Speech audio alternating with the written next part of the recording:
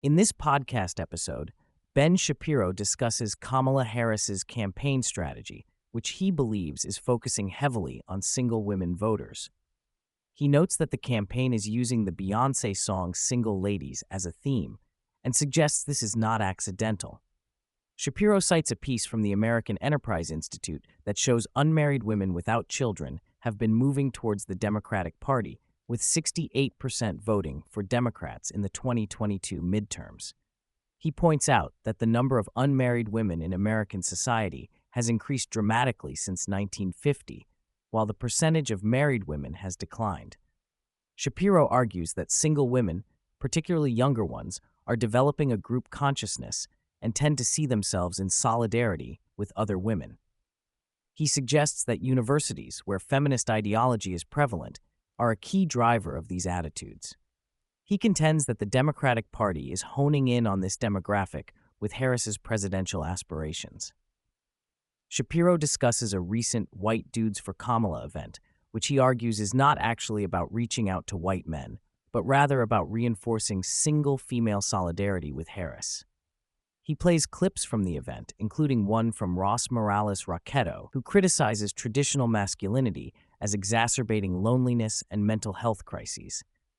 Shapiro argues that this rhetoric is not designed to appeal to blue-collar white voters, but rather to single women. He also plays clips from other participants, including Josh Gad and Bradley Whitford, who express emotional support for Harris and criticize Donald Trump.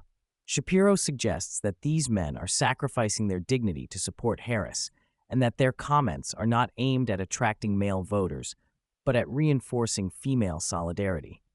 Shapiro argues that Harris is attempting to recast her political worldview as non-radical and non-far left, which he believes requires her to lie. He plays a clip of a new Harris campaign ad that portrays her as a tough prosecutor who took on big banks and drug companies. He contends that this portrayal is misleading and that Harris is actually a far-left radical. He cites James Carville, who suggests that Harris will be slaughtered on her positions. Shapiro argues that Harris has no core principles except those on the far left, and that she is now trying to walk back many of her previous positions. He notes that she has changed her stance on issues such as fracking, health insurance, and gun control. Shapiro discusses recent proposals by Joe Biden and Kamala Harris for Supreme Court reform. He argues that these proposals, which include term limits for justices and a binding code of conduct, are an attempt to completely destroy the Supreme Court because it's no longer a left-wing tool. He criticizes these proposals as ridiculous and potentially damaging to the institution. Shapiro speculates on potential vice presidential picks for Harris. He suggests that the campaign is likely looking for someone who can present a moderate face to balance Harris's perceived radicalism.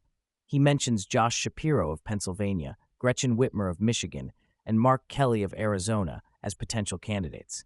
He argues that the choice of VP is crucial for Harris's campaign to appear more moderate. Shapiro discusses the Republican response to Harris's campaign, including Donald Trump's defense of J.D. Vance. He argues that Trump should focus on Harris's record as a prosecutor and her left-wing policies rather than getting defensive about Vance's comments on families. Shapiro criticizes the media coverage of Harris, noting that reporters are being blocked from talking to voters at Harris events. He argues that if Trump had done this, he would have been called a fascist, but the media are treating Harris differently. Shapiro concludes by arguing that Harris is an eggshell skull candidate, meaning she is uniquely vulnerable to criticism. He suggests that her strategy of avoiding the media cannot last long in the modern news cycle.